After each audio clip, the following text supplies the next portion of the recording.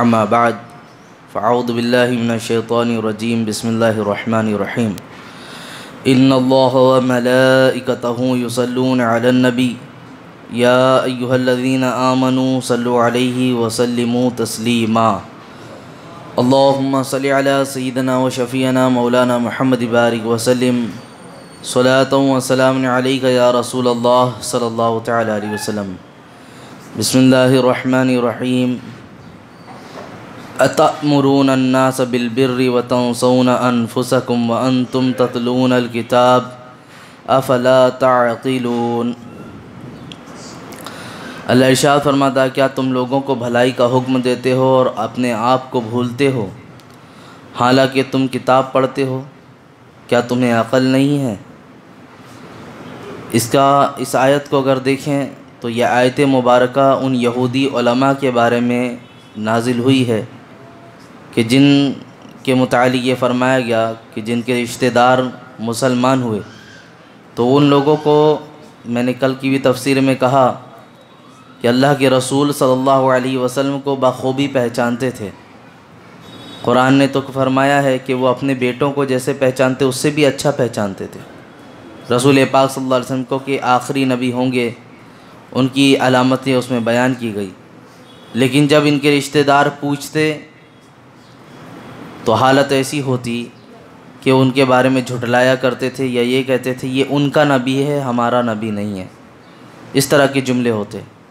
حالانکہ جب تک نبی پاک صلی اللہ علیہ وسلم کی پیدائش نہیں ہوئی تھی تو بعض علماء ان کے ایسے بھی تھے، ان کو ایسا گمان تھا کہ آخری نبی جو ہوں گے وہ ہماری آل میں سے ہی ہوں گے، ہم میں سے ہی ہوں گے، تو اسی گمان کی بنا پر وہ لوگوں کو بشارتیں دیتے ہیں اور اچھی اچھی خبریں سنایا کرتے تھے۔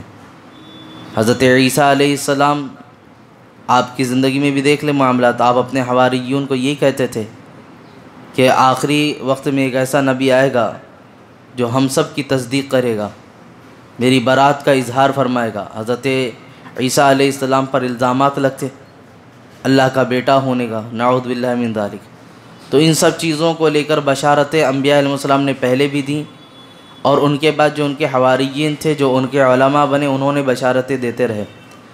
یہاں پر بالخصوص یہودیوں کے لیے یہ بات کہی گئی، لیکن ان چیزوں کو مد نظر رکھتے ہوئے کچھ چیزیں یہ کہی جاتی کہ شان نزول اگرچہ اس میں خاص طور پہ یہودیوں کے لیے ہے، لیکن ان معنوں میں عمومیت بھی پائی جاتی ہے۔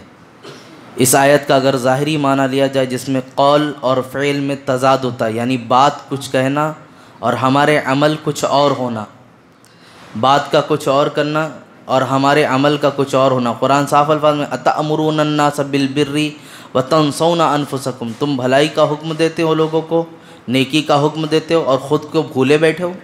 وتنسون انفسکم، خود کو بھلا دیے، لوگوں کو تو سمجھانا ہے، لوگوں کو تو بتانا ہے۔ یہ ساری چیزیں بالخصوص علماء کے لیے بھی ہے، دین کا داعی ہو یا قوم کی رہنمائی کرنے والا ہو، اگر وہ کسی کو گائیڈ کرتا ہے، کسی کو بتاتا ہے، تو اس کو بھی اس بات کا خیال رکھنا چاہیے کہ ہم کسی کو سمجھا رہے ہیں، بتا رہے ہیں، تو اس پر ہمارا بھی عمل ہونا چاہیے۔ اس پر یہ چیز نہایت ہی ضروری ہے۔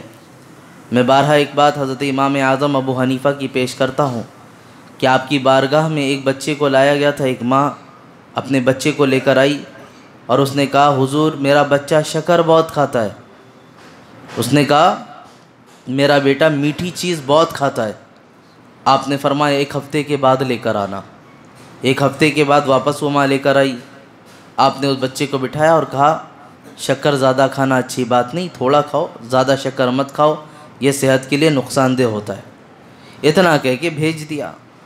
ماں نے جب یہ جملہ سنا تو جاتے جاتے کہا حضور اتنا ہی بولنا تھا تو ایک ہفتہ پہلے ہی بول دیتے، ایک ہفتہ رکوانے کی وجہ کیا تھی؟ تب آپ نے فرمایا دراصل ایک ہفتہ پہلے میں خود بھی شکر زیادہ کھاتا تھا، مجھے میٹھا پسند تھا، تو میں نے پہلے خود کو اس چیز میں کمی کی، میں نے اپنے آپ کو روکا، اس کے بعد اسے حکم دیا اس چیز کے کرنے کا۔ خیر اس کا مطلب یہ نہیں ہوتا کہ جو عمل نہ کرے وہ کسی کو حکم ہی نہ دے، اس کی دوسری حدیثیں بھی ہیں، میں انشاءاللہ آپ کے سامنے پیش کرتا ہوں۔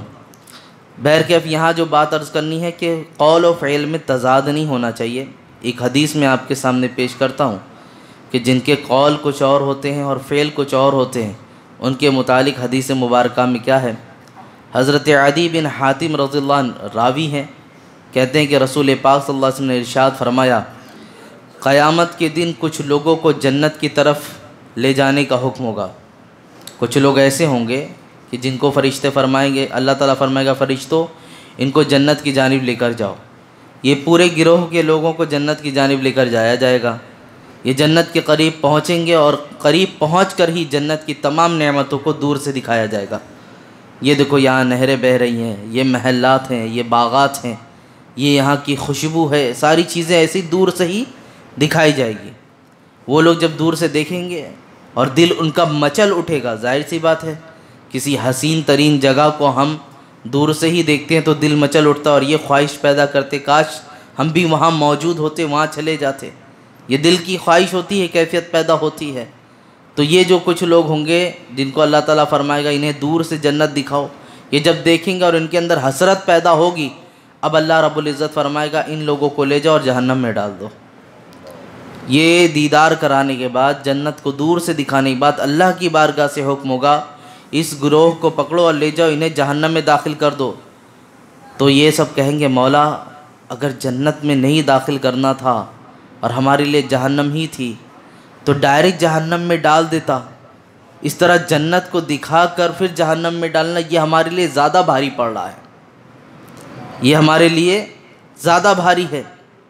اللہ رب العزت اللہ اکبر فرمائے گا تم نے اپنی خلوتوں میں جو معاملات کیے، لوگوں کے سامنے بہت اچھے بنتے تھے، لوگوں کے سامنے بڑے نیک بنتے تھے، لیکن رات کی تاریکیوں میں جاتے تھے تو تم میری خلاف ورزی کرتے تھے، مجھ سے اعلان جنگ کرتے تھے، گناہوں کی عادت ڈال رکھا تھا۔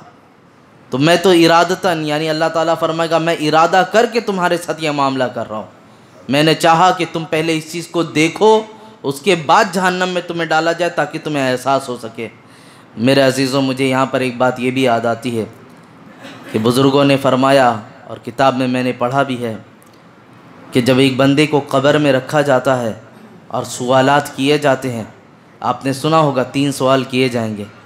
وہ سوال کرنے کے بعد جو بندہ جواب دے دیتا ہے اور جو بندہ جواب نہیں دے پاتا، دونوں کے بارے میں جو بندہ جواب دے دیتا ہے تو اس کو دکھایا جاتا ہے کہ دیکھو جہنم کیا تھی۔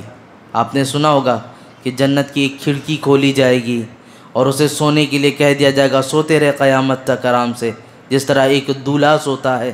اس طرح کے الفاظ آپ نے سماعت کیے ہوں گے۔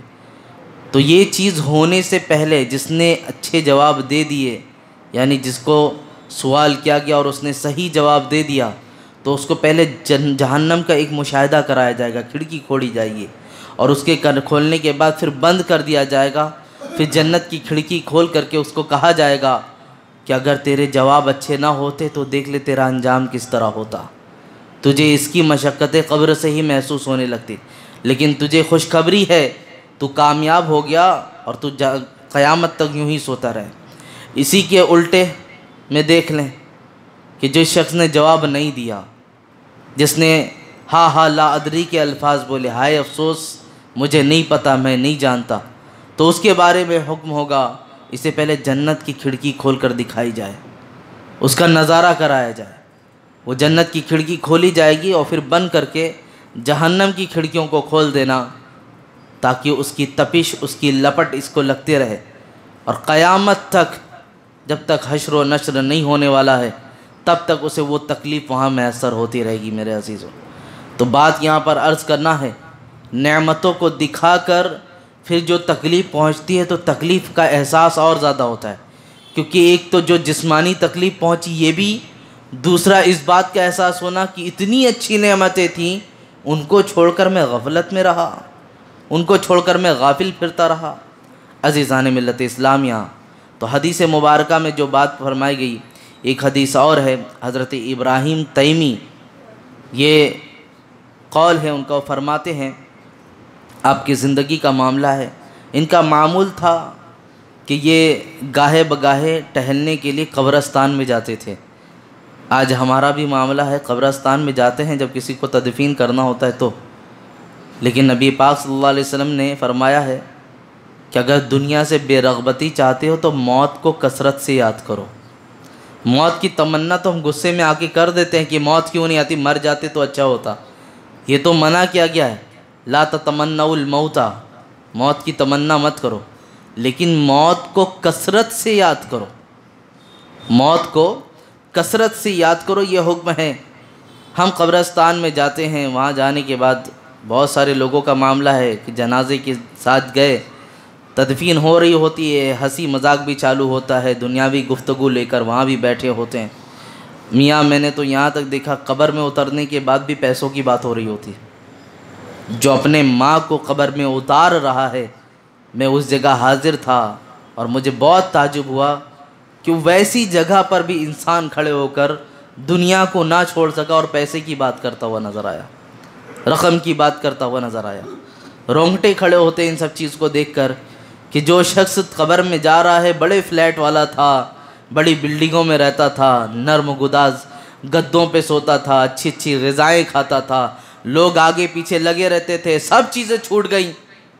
وہ تو اب سمجھ میں آ رہا ہوگا اس کو میرے ساتھ کیا جا رہا ہے، لیکن جو قبر میں رکھ رہا اس کو ابھی بھی آنکھ نہیں کھلی، وہ دنیا کے پیچھے لگا ہوا تھا۔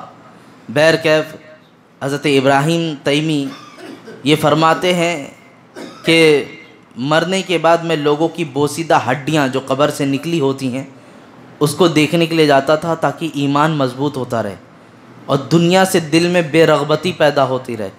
کہا ایک دن میں ایسی حسب معمول ٹہلتے ٹہلتے قبرستان میں پہنچا اور وہاں کافی دیر تک بیٹھا رہا۔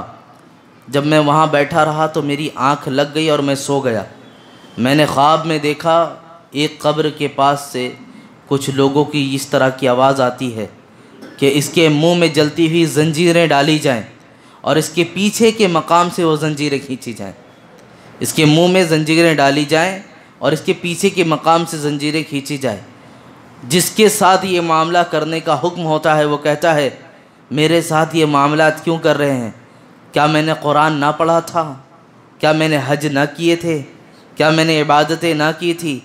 تو پھر ہاتف غیبی سے یہ آواز سنائی دے گی یقیناً تو نے قرآن پڑھا، نماز پڑھی، حج کیا، لیکن یہ سارے معاملات لوگوں کے سامنے تھے، خلوت میں تیرے معاملات میرے ساتھ بہت الگ تھے۔ خلوت میں تو ہمیشہ اللہ رب العزت کی نافرمانی کیا کرتا تھا۔ عزیزان ملت اسلامیہ، ہمارے لیے بھی ہے، ہم چار لوگوں کے سامنے بہت نیک بن جاتے ہیں۔ میں خود اپنے لیے بھی کہوں گا ہمیں اس پہ اپنا محاسبہ کرنا چاہیے۔ یہ تسبیح، یہ تحلیل، یہ ذکر و اذکار، یہ سب چیزیں یقیناً اچھی ہیں، لیکن اگر یہ تسبیح، یہ ذکر و اذکار ہماری خلوتوں میں ہمارے محافظ نہیں ہیں تو کچھ کام کے نہیں ہیں۔ حقیقی خوف تو وہی ہے نا کہ جب چار دیواری میں بند ہوں اور جس ایمان کے ساتھ ہم دنیا میں ہیں اور یہ کہتے کہ بے شک اللہ دیکھتا ہے، سنتا ہے، ہر چیز کو جانتا ہے، اب خلوت میں آنے کے بعد وہ ایمان پختہ رہے۔ جب بندہ کسی گناہ کی جانب ابھی ایک ارادہ بھی کرنا چاہے تو دل لرز پڑے اور وہ کانپنے لگے اور اس کے اندر یہ کیفیت پیدا ہو جائے کہ میرا رب دیکھ رہا ہے اگرچہ کوئی چیز نہیں دیکھ رہا، اگرچہ کوئی یہاں موجود نہیں ہے۔ ہمارا حال، ہمارا نوجوان موبائل میں فواہشات دیکھ رہا ہوتا ہے، اس کی نظریں ادھر ادھر ہوتی ہیں، کون ہے کون نہیں ہے۔ گھر کا کوئی شخص آیا، دوست کوئی آیا جس سے عزت کی بات آئے گی تو وہاں اس کو فوراً بند کر دیتا ہے، لیکن اس بات کا خیال نہیں رکھتا دنیا کا انسان دیکھ لے تو اس کے سامنے ہم ذلیل خوار ہوں گے، وہ رب جو ہمیشہ ہمیں دیکھ رہا ہے اس کے سامنے کون سا منہ لے کر جائیں گے، کس منہ کے ساتھ ہم حاضر ہوں گے۔ میرے عزیزو، بات یہ ایسی ہے کہ اپنے آپ کو گناہوں سے بچائیں۔ آپ کو میں بتاؤں، روزہ جو ہم رکھتے ہیں، روزے کی 3 قسمیں ہیں۔ صاحب بہار شریعت لکھتے ہیں روزے کی برکتیں کیا ہوتی ہیں، میں آپ کے سامنے پیش کرتا ہوں۔ روزہ جو ہوتا ہے یہ 3 قسم کا ہوتا ہے۔ ایک عام لوگوں کا روزہ ہوتا ہے، دوسرا خاص لوگوں کا روزہ ہوتا ہے، تیسرا خاص الخاص کا روزہ ہوتا ہے۔ روزہ وہی ہے لیکن روزے کی نوعیت، روزے کی حالت بدل جاتی ہے۔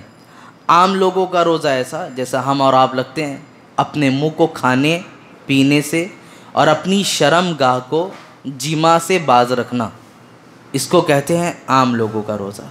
خاص لوگوں کا روزہ یہ ہے کہ جو ان تینوں کو تو باز رکھے، یعنی کھانا بھی نہ کھائے، پانی بھی نہ پیے، جمع سے اپنے آپ کو روکے رکھے، ساتھ ہی ساتھ اس کا معاملہ ایسا ہو کہ وہ اپنی نگاہوں کو بھی پاک رکھے، وہ اپنی زبانوں کو بھی پاک رکھے، اپنے کان کو بھی غیبت سے، چغلی سے محفوظ رکھے، یعنی اپنے اعضائے بدنیہ کو بھی گناہوں سے محفوظ رکھے۔ یہ خاص لوگوں کا ہے۔ اور خاص الخاص کا روزہ کیا ہے کہ وہ روزہ رکھنے کے بعد مکمل اللہ کے سپرد ہو جائے، دنیا سے بے رغبتی اختیار کر لے۔ یہ خاص الخاص کا روزہ ہے۔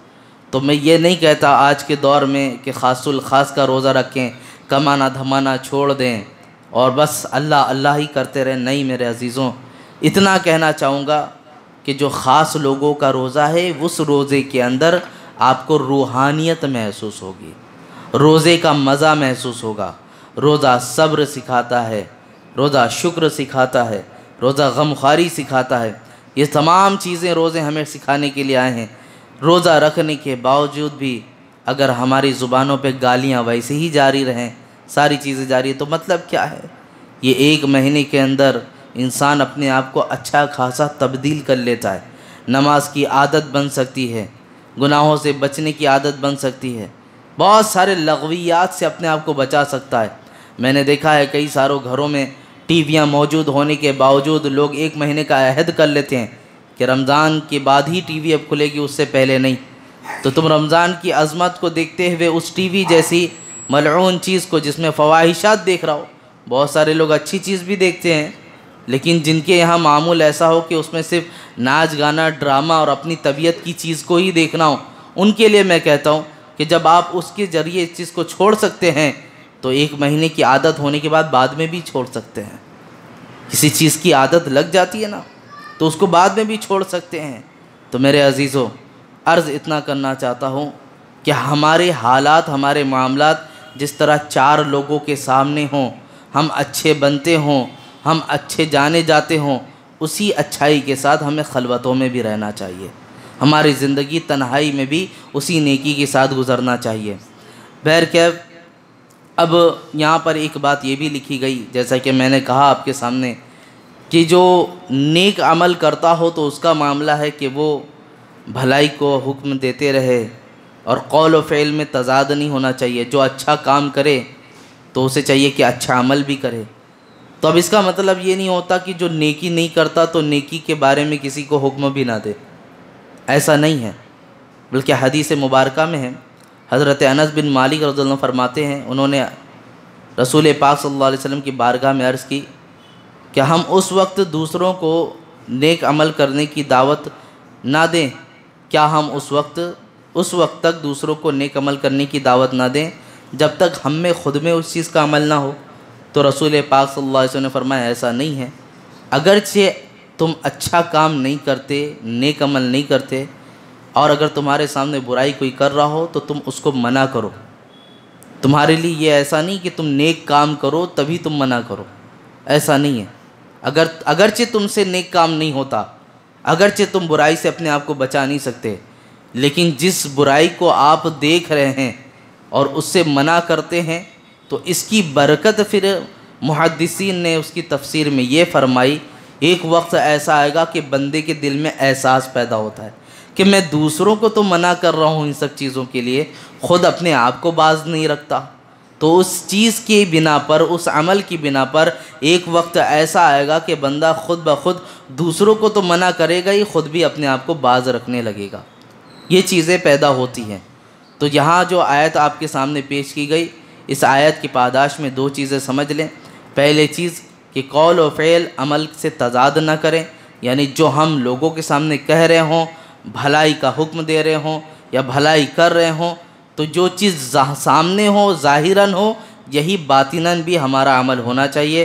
دوسری چیز، اگرچہ نیک ہم نہیں ہیں، نیکی ہم نہیں کرتے، لیکن اگر برائی ہوتی ہے تو اس کو روکنے کا کام کرنا چاہیے، اس کو روکنے کا کام کرنا چاہیے۔ آگے قرآن مقدس میں فرمایا گیا وَاسْتَعِینُوا بِالصَّبْرِ وَالصَّلَاةِ وَإِنَّهَا لَكَبِیرَةٌ إِلَّا عَلَى الْخَاشِعِينَ الَّذِينَ يَظُنُّونَ أَنَّهُمْ مُلَاقُو رَبِّهِمْ وَأَنَّهُمْ إِلَيْهِ رَاجِعُونَ، اور صبر اور نماز سے مدد حاصل کرو، بے شک نماز ضرور بھاری ہے مگر ان پر جو دل سے میری طرف جھکتے ہیں، جنہیں یقین ہے کہ انہیں اپنے رب سے ملنا ہے اور انہیں اس کی طرف لوٹ کر جانا ہے۔ قرآن مقدس کا یہ اصول اور بیان انداز ایسا لگتا ہے کہ زمانے کے حالات کے اعتبار سے ہی ہے ساری چیزیں۔ پہلی چیز تو اس میں جو بات کہی گئی وہ یہ کہ وَاسْتَعِینُوا بِالصَّبْرِ وَالصَّلَاةِ، کہ صبر اور نماز کے ذریعے مدد طلب کرو۔ یہاں پہ بہت بڑی تردید ان لوگوں کی بھی ہوتی ہے جن کا کہنا یہ ہوتا ہے غیر اللہ سے مدد نہ مانگو۔ یہ قرآن کی واضح آیت ہے، کیونکہ جن کا کہنا یہ ہے کہ اولیاء اللہ سے مدد نہ طلب کرنا، غوث و خواجہ کے لیے ان کی بارگاہ میں جا کر مدد کی فریاد نہ کرنا، جن کا یہ کہنا ہے کہ صرف اللہ سے ہی مانگتے رہو اور کسی دوسرے سے نہ مانگو، ان کے متعلق میں چند باتیں آج آپ کے سامنے پیش کروں گا کہ قرآن میں کتنی جگہوں پر یہ ساری بات کہی گئی، کتنی ساری جگہوں پر بتایا گیا کہ غیر اللہ سے ہم مدد مانگ سکتے ہیں، اولیاء کرام سے ہم مدد مانگ سکتے ہیں۔ آپ کو میں بتاؤں، قرآن مقدس میں فرمایا گیا، اللہ رب العزت ارشاد فرماتا ہے وَادْعُوا شُهَدَاءَکُم مِّن دُونِ اللہِ إِن كُنتُمْ صَادِقِينَ، اور اللہ کے سوا اپنے سارے حمایتوں کو بلا لو۔ یہ کافروں کی جانب مخاطب کر کے کہا گیا کہ تم غیر اللہ کے سوا تم دوسروں کو بھی مدد کے لیے بلا لو۔ یہ اللہ خود حکم دیتا ہے۔ جیسے کہ اگر حکم ہے کہ مدد صرف اللہ سے ہی مانگنا چاہیے تو اللہ کافروں کو یہ حکم کیوں دیتا کہ تم دوسروں کو بلا لو؟ اس کی جانب سے یہی حکم تھا کہ مطلب مجھ سے ہی مدد کر لو، دوسرے سے مدد نہیں مانگو، تم دوسرے سے مدد مانگو گے تو ہلاک ہوگے ساری چیزیں۔ یقیناً وہ ہلاک ہوں گے، وہ برباد ہوں گے، لیکن مدد کا جو لفظ کہا گیا وہ غیروں کو بھی کہا گیا، تم بلا لو، دوسرے سے مدد طلب کر لو۔ ایک مدد اگر صرف اللہ سے ہی مانگنی ہے تو اللہ غیروں کو کیوں کہتا کہ تم غیروں کو بھی بلا لو اپنے مدد کے لیے؟ تو مدد کا الفاظ وہاں پر بھی کہا گیا۔ دوسری جگہ انصاریوں کے بارے میں کہا گیا قال من انصاری الی اللہ قال الحواریون نحن انصار اللہ۔ یہ کہ مسیح نے، حضرت عیسیٰ علیہ السلام کی بات کریں کہ مسیح نے کون ہے جو مدد کرے میری طرف اللہ کی، تو حواریوں نے نہ کہا کہ ہم مدد کریں گے اللہ کے دین کی۔ اللہ کے دین کی مدد کرنے کے لیے کون؟ حواری کہتے ہیں حضرت عیسیٰ علیہ السلام کے اوپر جو ایمان لائے، جو ان کے ساتھ تھے، ان کے ساتھ رہا کرتے تھے، ان کو حواری کہتے تھے۔ تب اب حضرت عیسیٰ علیہ السلام نے کہا کون ہے جو اللہ کی مدد کرے اللہ کے دین کی؟ تو ان لوگوں نے کہا تھا ہم مدد کریں گے اللہ کے دین کی۔ تو اگر مدد صرف اللہ سے ہی مانگنی ہے تو قرآن ان کے ذریعے مدد کرنے کی بات کیوں کر رہا ہے؟ تو یہ میں بتا رہا ہوں کہ مدد کا جو لفظ ہے، کسی کی استعانت کرنا، کسی کی تکلیف کو دور کرنا، اس کے لیے گہار اور فریاد، یقیناً اللہ حقیقی مددگار ہے، لیکن کسی کے ذریعے اگر تکلیف دور ہوتی ہے تو اس تکلیف کو دور کرانے کے لیے یہ نہیں ہم کہہ سکتے کہ ہم نے اس سے مدد کی، گہار کی تو اب یہ ہمارے لیے شرک ہو گیا، کفر ہو گیا، بدعت ہو گیا۔ میرے عزیزوں، اس طرح بہت ساری آیتیں ہیں، بلکہ ایک آیت میں آپ کے سامنے پیش کرتا ہوں اور بات وہاں پر آپ کو واضح ہو جائے گی۔ ان تنصروا اللہ ینصرکم، اگر مدد کرو گے تم اللہ کی، اللہ کے دین کی، تو اللہ تمہاری مدد کرے گا۔ تم اللہ کے دین کی مدد کرو گے تو اللہ تمہاری مدد کرے گا۔ یہ اللہ کے، کیا اللہ کسی کی مدد کا محتاج ہے؟ معاذ اللہ رب العالمین۔ لیکن یہ مدد کی بات چل رہی ہے تو بات اتنی عرض کرنا، یہ جو لوگوں کا کہنا ہوتا ہے غیر اللہ سے مدد مت مانگو، ان سے مدد مت مانگو، ان سے مدد مت مانگو، میرے عزیزوں مانگنا اگر صرف اللہ سے ہی ہے تو قرآن کی جو آیت کو لے کر وہ بہکانا شروع کرتے ہیں، سورہ فاتحہ کو لے کر وہ بار بار کہتے ہیں کہ قرآن میں کہا گیا ایاک نعبد و ایاک نستعین، دیکھو عبادت کا ذکر ہوا کہ ہم تیری ہی عبادت کرتے ہیں اور تجھ سے ہی مدد طلب کرتے ہیں، تو ان کو اب چاہیے کہ اللہ سے ہی مانگیں۔ یہ آیت میں حقیقت میں جو مدد مانگنے کے لیے بات کہی کہ حقیقتاً میں حقیقی جو مددگار ہے وہ اللہ رب العزت ہے، لیکن کچھ بندے ایسے بھی ہوتے ہیں کہ جن کو اللہ رب العزت یہ اتھارٹی اور طاقت دیتا ہے کہ وہ دوسروں کی مدد کر سکیں۔ حضرت عمر فاروق رضی اللہ عنہ ممبر پر کھڑے ہوئے ہیں، جمعہ کا خطبہ دے رہے ہیں، اور پھر اچانک میں خطبے کے درمیان رک کر کہتے ہیں یا سارعۃ الجبل، خطبے کے درمیان کھڑے ہو کر آپ کہتے ہیں یا ساریۃ الجبل، حضرت ساریہ ایک جنگ پر گئے ہوئے تھے، جب واپس آتے ہیں تو ان سے پوچھا گیا جنگ کی فتح یابی کس طرح ہوئی، کیا معاملات تھے؟ کہا جنگ اچھی چل رہی تھی، ساری چیزیں تھی، ایک موقع ایسا آیا کہ ہمارے اوپر کافر غالب آنے لگے تو ہم پریشان تھے، کرے تو کرے کیا؟ اچانک میں ایک آواز آتی ہے کہ اے ساریہ پہاڑی پر چلے جاؤ، اے ساریہ پہاڑی پر چلے جاؤ۔ تو یہ لوگوں کی مدد کا پہنچنا یہ حدیث مبارکہ سے بھی ثابت ہے۔ خود رسول پاک صلی اللہ علیہ وسلم کی زندگی میں دیکھ لیں، جو کہتے ہیں کہ مدد نہ مانگو، میرے آقای کریم صلی اللہ علیہ وسلم کی بارگاہ سے بڑھ کر بارگاہ کون سی ہو سکتی ہے؟ صحابہ کرام ہیں، آنکھ نکل گئی ہے، تیر لگی، آنکھ باہر آ گئی، ڈاکٹر کے پاس بھاگنا چاہیے تھا، ڈاکٹر کے پاس جانا چاہیے تھا، لیکن نکلی ہوئی آنکھ کو بارگاہ رسالت میں آپ صلی اللہ علیہ وسلم میں لاتے ہیں کہ آقا میری آنکھ باہر آ گئی ہے۔ حضور صلی اللہ علیہ وسلم نے لعاب دہن لگایا اور اس آنکھ کو اس جگہ پہ رکھ دیا، فرماتے ہیں آنکھ پہلے سے زیادہ اچھی ہو گئی، پہلے سے زیادہ اچھی ہو گئی۔ ایک صحابی ہیں، پنڈلی ٹوٹ گئی ہے، لنگڑاتے ہوئے آتے ہیں، پنڈلی جب ٹوٹ گئی لنگڑاتے ہوئے آئے بارگاہ رسالت میں آپ صلی اللہ علیہ وسلم نے انہوں بھی عرض کیا، آپ نے ہاتھ کو پھیرا، وہ پنڈلی پہلے سے زیادہ اچھی ہو گئی۔ بلکہ حضرت معاذ اور معوذ دو ننھے صحابی، جنگ بدر کا واقعہ ہے، تفصیل کے ساتھ نہیں کہتا، مختصر عرض کرتا ہوں آپ کے سامنے۔ وہ ننھے صحابی ابو جہل کو مارنے کے بعد جب کافر ان پر ٹوٹ پڑے تھے تو حالت ایسی تھی کہ ایک کا مونڈے پر تلوار ماری گئی تو ان کا ہاتھ کٹ کر چمڑیوں سے لٹکنے لگا تھا۔ تو وہ جنگ کے دوران جب لڑ رہے تھے یہ ہاتھ بار بار آگے آ جایا کرتا تھا، آپ نے اپنے پیر سے اس ہاتھ کو پکڑا اور کھینچ دیا، کہا مجھے اس ہاتھ کی ضرورت ہی نہیں جو اللہ کو راضی کرنے میں آڑ بن سکے۔ لہٰذا جنگ کے بعد وہ اپنے ہاتھ کو اٹھاتے ہیں اور بارگاہ رسالت میں آپ صلی اللہ علیہ وسلم میں لے کر پیش کر دیا، آقا میرا ہاتھ کٹ گیا ہے۔ ہم اور آپ ہوتے تو ڈاکٹر حکیم کے پاس جاتے، لیکن یہ حکیم الامت کے پاس گئے ہیں، سب سے بڑے حکیم کے پاس گئے، اور جانے کے بعد جب یہ معاملہ پیش کیا رسول پاک صلی اللہ علیہ وسلم نے اس کٹے ہوئی جگہ پر اپنا لعاب دہن لگایا اور لگا دیا۔ کہتے ہیں کہ مجھے پتہ ہی نہیں چل رہا تھا ہاتھ کون سا کٹا تھا، یہ کٹا تھا یا یہ کٹا تھا۔ تو یہ ساری چیزیں مدد اگر اللہ سے ہی مانگنی ہے تو صحابہ کرام کا معاملہ یہ ہوتا، اے اللہ میرے ہاتھ کٹ گئے، میرے ہاتھ کو جوڑ دے، میری آنکھ نکل گئی، میری آنکھ صحیح فرما دے۔ یقیناً اللہ حقیقی مددگار ہے، لیکن اللہ رب العزت نے مالک کل اپنے محبوب کو بھی بنایا ہے، اس کو بھی بنایا ہے میرے عزیزوں۔ اسی لیے تو اعلیٰ حضرت رضی اللہ عنہ فرماتے ہیں واہ کیا جود و کرم ہے شہ بتہا تیرا، نہیں سنتا ہی نہیں مانگنے والا تیرا۔ اس بارگاہ میں تو نہیں سنی ہی نہیں جاتی میرے عزیزوں، جس کی بھی فریاد ہوتی ہے اس کو سنا جاتا ہے۔ حضور صلی اللہ علیہ وسلم کی بارگاہ میں انسان کیا جانوروں کی بھی فریاد ہوتی تھی، وہ بھی سنی جاتی تھی، جانوروں کی بھی فریاد سنی جاتی تھی۔ ایک اونٹ تھا، وہ بدک کر بھاگا آیا، کافی عمر دراز اونٹ تھا، رسول پاک صلی اللہ علیہ وسلم کے پاس آیا، حضور صلی اللہ علیہ وسلم نے اس کی پوری بات کو سماعت کی۔ چند لوگ ڈھونڈتے آئے، رسول پاک صلی اللہ علیہ وسلم نے فرمایا یہ تمہاری شکایتیں کر رہا ہے۔ کہا کیا شکایتیں کر رہا ہے؟ کہا تم جوانی بھر اس سے کام کراتے رہے، پھر اس سے نسل افزائی بھی آپ نے کرائی، اب جب یہ بوڑھا ہو گیا تو تم اسے ذبح کرنا چاہتے ہو، تم اسے مارنا چاہتے ہو، ذبح کرنا چاہتے ہو۔ رسول پاک صلی اللہ علیہ وسلم کی یہ بات سننے کے بعد کہا ہاں یا رسول اللہ اس اونٹ نے سچ کہا، لیکن اب ہم آپ سے وعدہ کرتے ہیں ہم اس کے ساتھ ایسا کچھ معاملہ نہ کریں گے، آپ اس اونٹ کو میرے حوالے کر دیں۔ حضور صلی اللہ علیہ وسلم نے فرمایا نہیں، اب اس اونٹ کو تم مجھے دے دو۔ حضور صلی اللہ علیہ وسلم جب اس اونٹ کو لیا اور لینے کے بعد کہا تم آزاد ہو، تمہیں اب کوئی تکلیف نہ پہنچے گی، تب اس اونٹ نے دعا دینا شروع کر دیا۔ کس کی مدد کی؟ یہ کسی انسان کی مدد کی؟ کس کی مدد کی رسول پاک صلی اللہ علیہ وسلم نے؟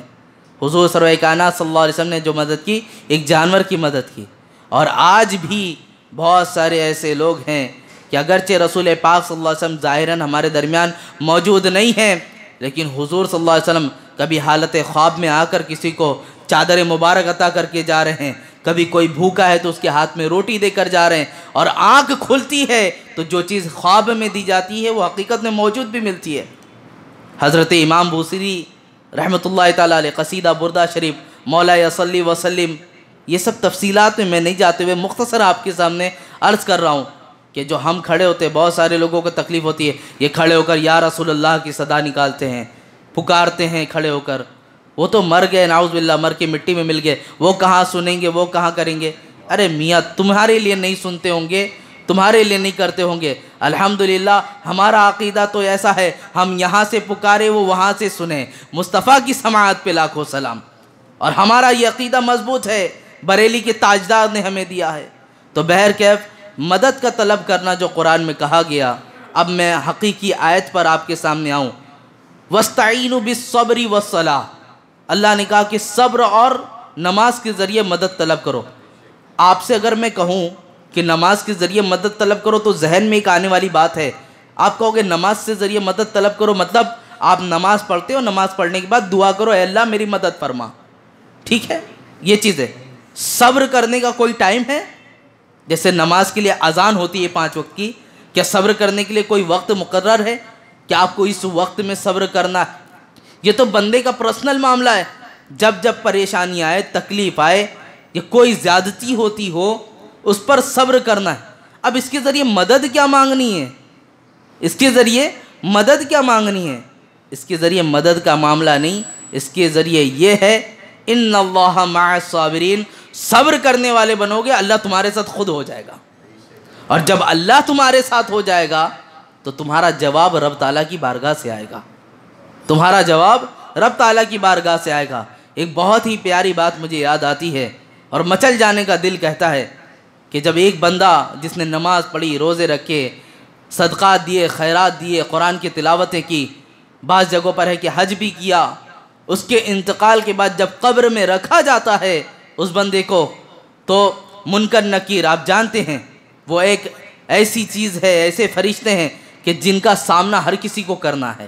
ایسا نہیں ہے کہ بس میں نے بات کہی تو کسی کے بارے میں تذکرہ تھا یہ ان کا ہی سامنا ہوگا، ہما شما سب کو ان کا سامنا کرنا ہے۔ قبر میں پہنچنے کے بعد بارہا ہم سنتے ہیں کہ قبر میں پہنچیں گے تو 2 فرشتے پیروں کی جانب سے نکلیں گے جن کی حیت بہت ہیبت ناک ہوگی، آسمان تک ان کی ہائٹ ہوگی، بہت ہی غضبناک چہرہ ہوگا، گرجتے ہوئے لہجے میں سوال کریں گے، ان کو منکر نکیر کہتے ہیں۔ اور یہ جو سوالات کے معاملات ہیں یہ مت سمجھو کہ صرف قبر والوں سے ہی ہوتے ہیں۔ صاحب بار شریعت لکھتے ہیں اگر کسی شخص کو کسی شیر نے، جانور نے بھی کھا لیا اور وہ اس کی پیٹ میں چلا گیا، وہاں بھی سوالات ہوں گے، وہاں بھی سوالات کیے جائیں گے۔ تو عرض اتنا کرنا، ایک وہ بندہ جس نے نماز پڑھی، جس نے روزے رکھے، قرآن کی تلاوتیں کی، صدقات خیرات کرتا رہا، جب قبر میں اسے رکھا جائے گا تو یہ منکر نکیر پیروں کے پاس سے آئیں گے اور سوال کرنے کی کوشش کریں گے، تو حالت ایسی ہوگی جو اس کی نیکیاں ہیں ایک شکل اختیار کر کے کھڑی ہو جائیں گی، ایک شکل اختیار کر کے کھڑی ہو جائیں گی۔ آپ کو معلوم ہے سورہ یاسین کی فضیلت میں رک کر بات عرض کرتا ہوں، سورہ یاسین کی فضیلت اتنی ہے میرے عزیزوں، اس کی عادت بنا لیں۔ اس کا معاملہ یہ ہوگا کہ آپ قرآن سے جڑے بھی رہیں گے، اور آپ کے دن کا آغاز یا دن کا اختتام اگر سورہ یاسین سے کرتے ہیں